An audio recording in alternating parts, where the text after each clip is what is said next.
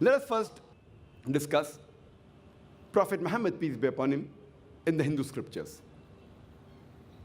The Hindu scriptures can be broadly divided into two categories: the Shrutis and the Smritis. Shruti means that which is revealed, which is understood, which is heard. The Shruti, according to the Hindu scholars, is considered to be the word of God. And they are divided into two parts: the Ved and the Upanishads. The Sanskrit word Ved is derived from the word Vid, which means knowledge par excellence. And there are 4 types of Vedas: Rig-Veda, Yajur-Veda, Sama-Veda and Atharva-Veda. Though exactly when did these Vedas come into existence is not known. But according to Swami Dayanand Saraswati, who's the founder of the Arya Samaj, he says that the Vedas are 1,310 million years old.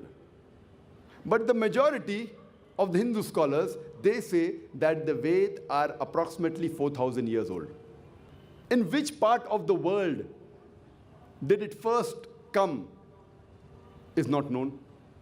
Who was the person to whom it was first given is not known. In spite of all these ambiguities, it is yet considered to be the word of God, and it is the most authentic and the most highest scriptures amongst all the Hindu scriptures. The next in authority are the Upanishads, derived from the Sanskrit word upa, which means near. Ni matlab down, shad matlab sit, sitting down near. When the pupils and students sat next to the teacher to acquire knowledge, it's called as Upanishad, which means knowledge which removes ignorance. There are more than 200 Upanishads, but the Indian culture gives a figure of 108, out of which some are picked up as the principal Upanishads. Some have picked up 10, some 12. Sri Radhakrishnan has picked up 18 and written a book, the principal Upanishads. The next type of scriptures are the Smritis. Smriti means that which is remembered. It means memory. The Hindu scholars say Smritis are scriptures written by human beings, by rishis. And they are next after the Shruti. The Shrutis are higher than the Smritis. They're also called as Dharma Shastra because they tell how a life should be led by an individual, by the community, and by the society. One of the most important Smriti is the Purana. Purana means ancient. It talks about the stories of deities, about the creation of the universe, about literature. And Maharishi Vyas has compiled the Puranas into 18 voluminous parts. One of the most important Puranas is called as the Bhavishya Purana. Bhavishya means future. This Purana speaks about the future. And it's mentioned in Bhavishya Purana, Parva 3, Khand 3, Adhyay 3, Shlokas 5 to 8. A Malecha will come along with his companions from the desert, and his name shall be Muhammad, peace be upon him. And Raja Bhoj will give this Mahadev Arab a bath in the Panchgarh and will welcome him with honor and address him with reverence and say, "O pride of humankind, you have created a great force to fight against the evil people."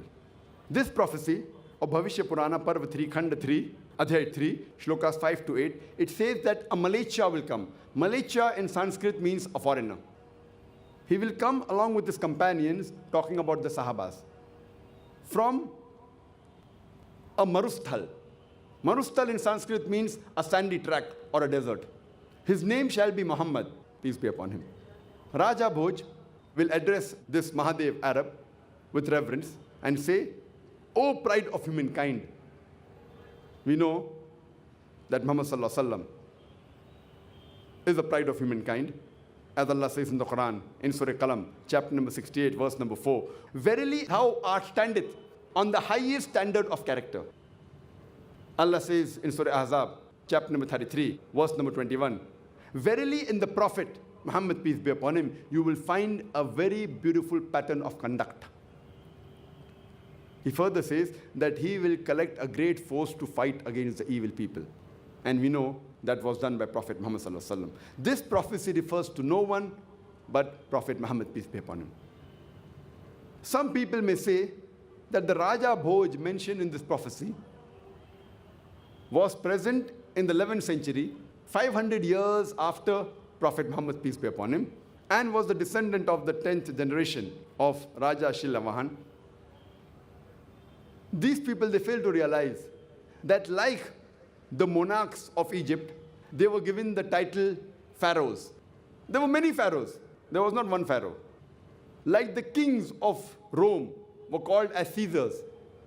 There was not one Caesar, there were many Caesars. Similarly, the kings of India were given the title Bhoj. So there was not one Raja Bhoj, there were many Raja Bhoj.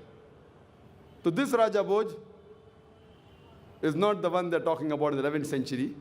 It is much earlier before that 11th century. Further, it's mentioned in Bhavishya Purana, Parva 3, Khanda 3, Adhyay 3, Shlokas 10 to 27. The land of the Malechas has been spoiled. There was an enemy who was killed earlier. Now he's been sent by a more powerful enemy. I will send a man by the name Muhammad, peace be upon him, to guide these people to the straight path. O Raja Bhoj, you need not go to the land of the Pishachas, because I, through my kindness, will purify you where you are.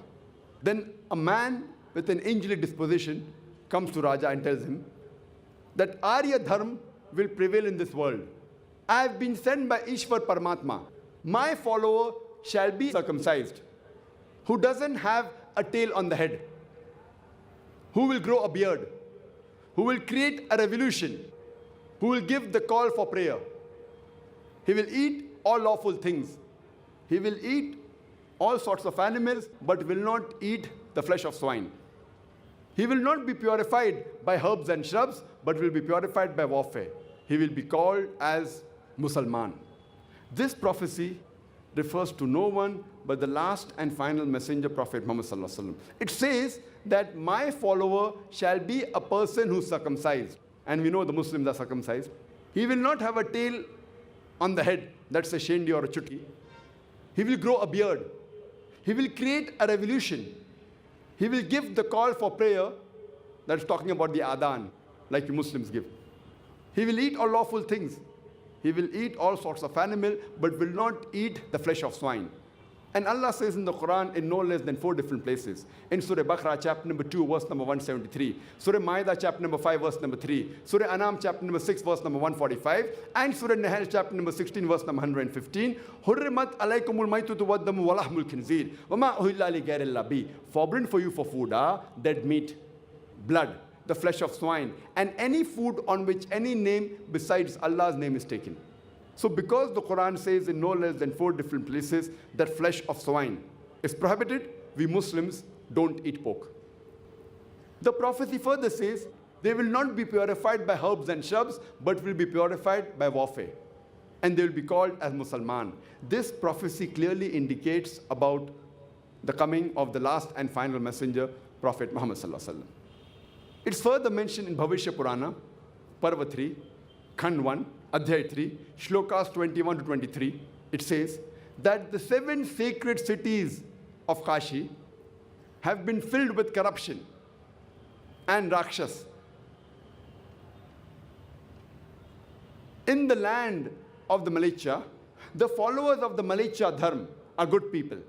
All good qualities are found in them. And in this country, we find all sorts of vices. O Rishi, glorify the name of thy Lord. Here too, it is talking about Prophet Muhammad sallallahu alaihi wasallam and his followers.